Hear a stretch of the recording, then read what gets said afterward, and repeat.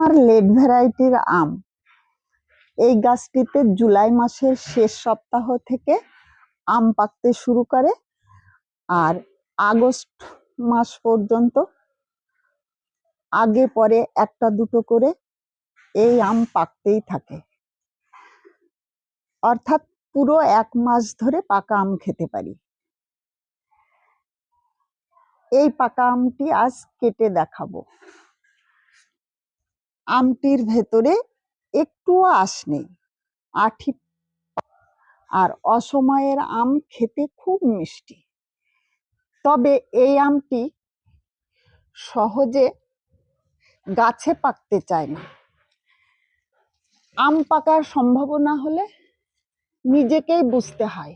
হালকা হলুদ এই অবস্থায় আমটিকে পেড়ে পেপারে মুড়ে রাখলে ঠিক এই আমের মতো কালার চলে আসে 5-6 দিন পরে।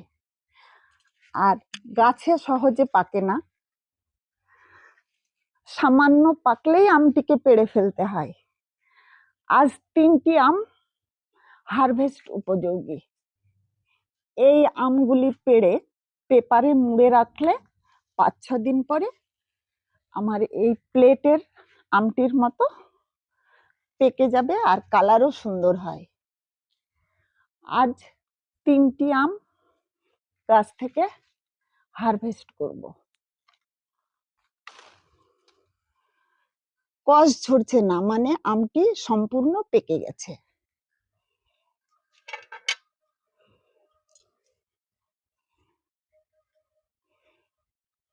আমাকে শুধু বুঝে নিতে হয় যে হ্যাঁ, আমটি এখন পাড়ার উপযুক্ত। 4 বছর ধরে এই গাছ থেকে আমি একইভাবে ফলন পেয়ে থাকি। অসময়ে এত সুমিষ্ট আম, সুমিষ্টি বললে কম বলা হবে।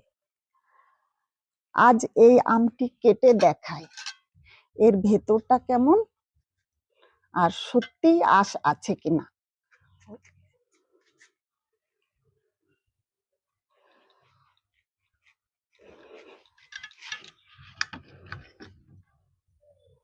বেঁকা কাটা হয়েছে।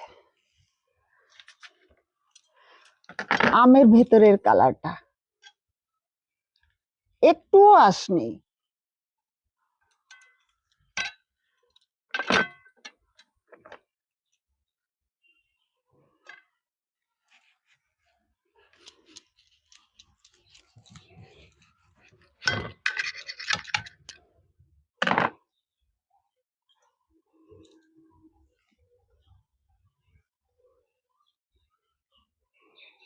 এই আমটিতে অনেকটি শ্বাস আছে, ভীষণ রসালো। এই জাতটি আমার পক্ষে বলা সম্ভব নয়, কারণ আমি নার্সারি থেকে গাছটি ব্যানানা ম্যাঙ্গো বলে সংগ্রহ করেছিলাম। তবে এই গাছটির একটি খুব ভালো বৈশিষ্ট্য, প্রতি বছর একইভাবে এই পরিমাণেই ফলন দিয়ে থাকে।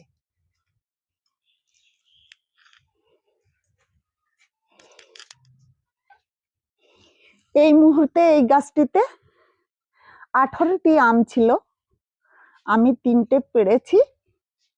এই 3টে পেপারে মুড়ে রাখবো, 5-6 দিন পরে খাওয়ার উপযুক্ত হয়ে যাবে আর কালার এই আমটার মতোই আসবে। আমগুলি বেশ বড়। 18টি আমের মধ্যে 8টি আম বড় হয়েছে আর কিছু আম মাঝারি, কিছু আম ছোট।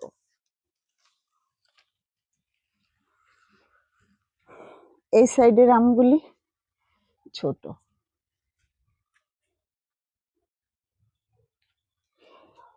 অসময়ে এত মিষ্টি আম ভাবার বাইরে।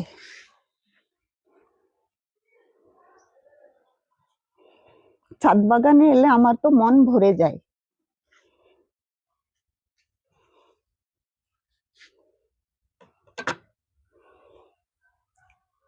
আজ এই পর্যন্তই, দেখা হবে পরের ভিডিওতে।